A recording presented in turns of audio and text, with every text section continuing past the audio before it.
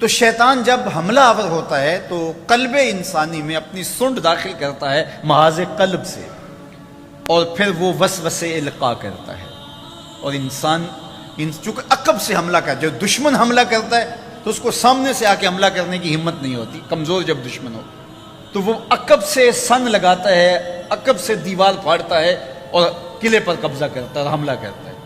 تو یہ بھی محاذ قلب سے اپنی سنڈ داخل کر کے وسوسے القاء کرتا ہے، پہلے اپنے لوگ بھیجتا ہے، پہلے اپنے جاسوس بھیجتا ہے، پہلے اپنے غدار بھیجتا ہے، اور وسوسہ القاء کرنے کے بعد پھر وہ انسانی قلب پر اپنا قبضہ جما لیتا ہے۔ جب پورا قبضہ انسانی بدن پر، انسانی قلب پر اس کا ہو جاتا ہے تو پھر پوری سلطنت انسانی، پوری سلطنت حیات، پھر بدن انسانی اس کے قبضے میں آتا ہے، پھر جو چاہتا ہے وہ کرتا ہے، چونکہ یہ اس کے قبضے میں ہوتا ہے۔ اب اس کا طریقہ کیا بتایا میرے اور آپ کے آقا و مولا حضور ختم المرتبت نے؟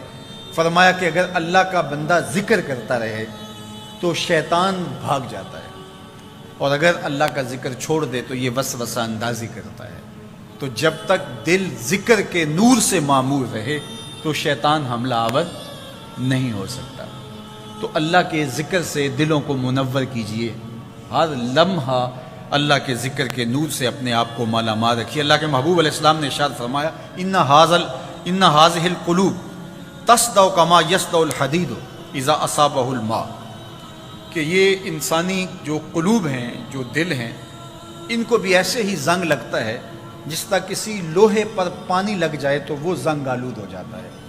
تو فرمایا کہ گناہوں کی وجہ سے تمہارے دل بھی یوں زنگ آلود ہو جاتے ہیں۔ قیلا یا رسول اللہ صلی اللہ علیہ وسلم وما جلاؤها، عرض کی یا رسول اللہ صلی اللہ علیہ وسلم ہمارے ماں باپ آپ پہ قربان ہوں، آپ ارشاد فرمائیے اب دلوں کو زنگ لگ گیا تو پھر اس کا زنگ اتاریں گے کیسے؟ لوہے کو زنگ لگ جائے تو ریگ مار سے اس کو صاف کرتے ہیں، کپڑے میلے ہو جائیں تو صرف سے یا صابن سے اس کو صاف کرتے ہیں۔ تو دل میلے ہو گئے، دل گندے ہو گئے، دلوں کو زنگ لگ گیا۔ تو فرمایا جس طرح پانی سے لوہے کو زنگ لگ جاتا ہے، کثرت ذنوب کی وجہ سے، گناہوں کی وجہ سے، غفلت کی وجہ سے دل بھی زنگ آلود ہو جاتے ہیں۔ تو سوال کیا گیا کہ وما جلاؤہا، پھر اس کی پاکیزگی کا، اس کی ستھرائی کا سامان کیا ہے؟ یہ مصفہ کیسے ہوگا؟ یہ مزکہ کیسے ہوگا؟ اس کا زنگ کیسے اترے گا؟ تو میرے اور آپ کے آقا و مولا نے جو نسخہ ارشاد کیا وہ اپنے دلوں کی تختیوں پہ لکھ لیجئے۔ آقا کریم نے ارشاد فرمایا کہ اکثروا ذکر، فرمایا کالا کثرت ذکر الموت و تلاوت القرآن، دو چیزیں ہیں جو دلوں کے زنگ کو اتارتی ہیں۔ کثرت و ذکر الموت، ایک موت کا کثرت کے ساتھ تذکرہ، بار بار موت کو یاد رکھو، موت کو دھیان میں رکھو، موت کو خیال میں رکھو۔ حضور نے فرمایا لذتوں کو توڑنے والی کو کثرت سے یاد کرو۔ عرض کی گئی لذتوں کو توڑنے والی کیا چیز ہے؟ فرمایا الموت، موت۔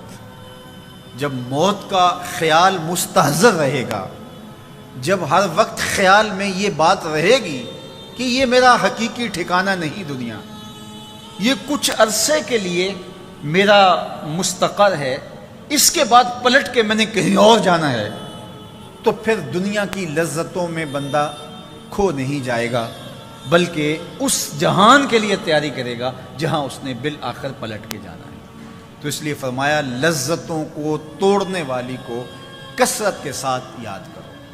یہ زمین کی چھاتی پہ پھیلی ہوئی قبریں، یہ ہمیں تذکیر موت کا سبب اور ذریعہ دیتی ہیں، اس کے سبب سے ہم موت کو یاد کرتے ہیں۔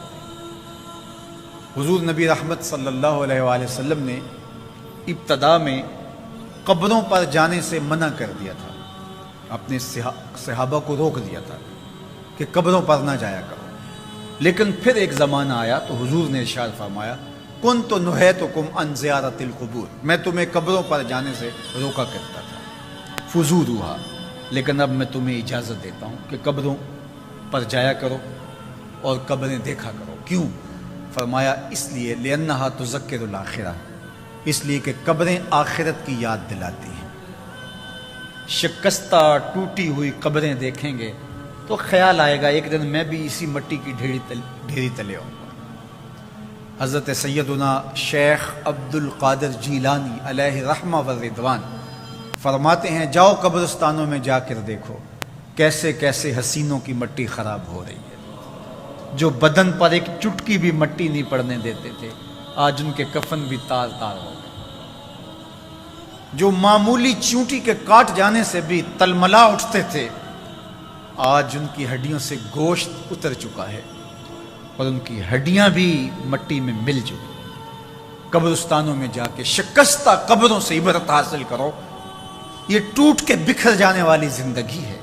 تو میرے اور آپ کے آقا و مولا نے فرمایا کہ لذتوں کو توڑنے والی کو کثرت کے ساتھ یاد کرو، کثرت کے ساتھ یاد کرو گے تو اس دنیا پر مستقل دل نہیں لگے گا۔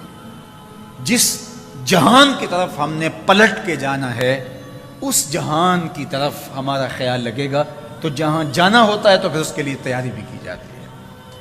تو اس لیے میں اور آپ دیکھیں کہ ہم اس حوالے سے کھڑے کہاں ہیں۔ جب جنازے اٹھتے ہیں بیماریاں پھیلتی ہیں، وبائیں پھوٹتی ہیں اور ہمارے عزیز ہم سے بچھڑتے ہیں، جدا ہوتے ہیں، تو ہماری کیفیت تبدیل ہوتی ہے یا ہم وہیں کے وہیں کھڑے ہیں۔ جب کسی کا جنازہ اٹھتا ہے تو ہم یہی سوچتے ہیں اسی کی باری تھی یہ چلا گیا، یا ہم سوچتے ہیں آج اس کی باری تھی تو کل ہماری بھی باری ہوگی۔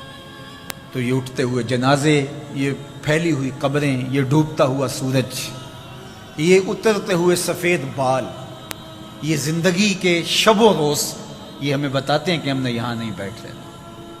حضرت عمر رضی اللہ تعالی عنہ تشریف فرما تھے اپنے دربار میں، تو ایک صاحب آئے اور کہا یا عمر لا تنسا موتک، عمر اپنی موت کو نہیں بھولنا۔ بھرے دربار میں کھڑا ہو کے ایک شخص کہتا ہے عمر اپنی موت کو نہیں بھولنا، غافل نہیں ہونا موت سے۔ یار بھرے دربار میں کسی کو یہ بات کہی جائے تو اس کا رد عمل کیا ہوگا؟ لیکن حضرت عمر رضی اللہ تعالیٰ عنہ یوں کانپنے لگے جس طرح بید کی شاخ کانپتی، اس کو قریب کیا، محبت کی، کہا اگر تو روز آ جایا کرے اور یہ جملہ مجھے کہا کرے تو تیری مہربانی ہوگی، مہینے کے بعد مشاہرہ بھی دیا کرتا۔ روز آتا ہے، بھری مجلس میں کہتا ہے عمر موت کو نہیں بھولنا۔ ایک دن وہ آیا، آپ نے اسے بلایا، محبت کی اور اس کو مشاہرہ دیا اور الوداع کہنا چاہا تو اس نے کہا کہ میرے سے کوئی گستاخی ہو گئی؟ کہا نہیں کوئی ایسی بات نہیں۔ کوئی اور شخص آنے لگا؟ فرمایا نہیں۔ تو کہا پھر مجھے چھٹی کیوں دی جا رہی ہے؟ تذکرہ موت کی، تذکیر موت کی ضرورت نہیں رہی؟ فرمایا نہیں ایسی بھی کوئی بات نہیں، تو پھر مجھے چھٹی کیوں دی جا رہی ہے؟ تو حضرت عمر رضی اللہ تعالیٰ عنہ رو پڑے، داڑھی پہ ہاتھ رکھا، ایک بال الگ کیا، کہا یہ دیکھ میری داڑھی میں سفید بال آ گیا، اب تیرے آنے کی ضرورت نہیں ہے، یہ بال ہی مجھے موت یاد کرواتا ہے۔ ہماری تو پوری داڑھی بھی سفید ہو جائے نا۔ میاں صاحب بولے ہڈیاں کمبن گوڈے کھڑکن تے اڑ گیا لک تیرا، ہڈیاں کمبن گوڈے کھڑکن تے اڑ گیا لک تیرا، اجے بھی بدیوں باز نہ آئوں جیو مرد دلیرا، فما اصبرہم علی النار۔ اللہ قرآن مجید میں فرماتا ہے لوگوں کا آگ پر کتنا حوصلہ ہے، کتنی ڈٹائی سے، دلیری سے کہہ دیتے ہیں یہ جہاں مٹھا اگلا کس نے ڈٹھا۔ جب ہم کسی کے جنازے کو کندھا دیتے تو ہم سمجھتے ہیں اسی کے جنازے کو کندھا دیا، یہ نہیں سوچتے کہ یہ وقت ہمارے اوپر بھی آنے والا ہے۔ خیر کن فلاں و غنیمت شمار عمر، زاں کے بیشتر بانگ برآیت کہ فلاں نماز۔ شیخ سعدی فرماتے ہیں کہ اے صاحب نیکی کر لے اور اس غنیمت شمار کر اس عمر کو، اس سے قبل کہ تیرے لیے بھی اعلان ہو جائے کہ فلاں بھی چلا گیا۔ پہلے تو سپیکروں میں اعلان ہوتا تھا، فیس بک پہ خبر آتی ہے فلاں بھی چلا گیا، فلاں بھی چلا گیا۔ خیر کن ہے فلاں غنیمت شمار عمر، زاں کے بیشتر کے بانگ برآیت کے فلاں نماز۔ اس سے قبل کہ یہ آواز آ جائے، یہ میسج آ جائے، یہ پوسٹ لگ جائے، یہ اعلان ہو جائے، یہ خبر مشتہر ہو جائے کہ فلاں بھی چلا گیا، تو یہ خبر آنے والی ہے، آج نہیں تو کل، کل نہیں تو پرسوں۔ تو کہا کثرت کے ساتھ موت کو یاد کرو، اس سے تمہارے دلوں کا زنگ اترے گا، تم اپنی آخرت کی طرف متوجہ ہو گئے۔ اور دوسری بات ارشاد فرمائی وہ تلاوت القرآن، اور قرآن مجید کی تلاوت کرو۔ قرآن مجید کی تلاوت اگر تمہاری زندگی کا معمول بن گیا تو تلاوت ایسا نور ہے جو دلوں کے زنگ اتار دیتا ہے اور اللہ کی معرفت کا رنگ چڑھا دیتا ہے۔ اس لیے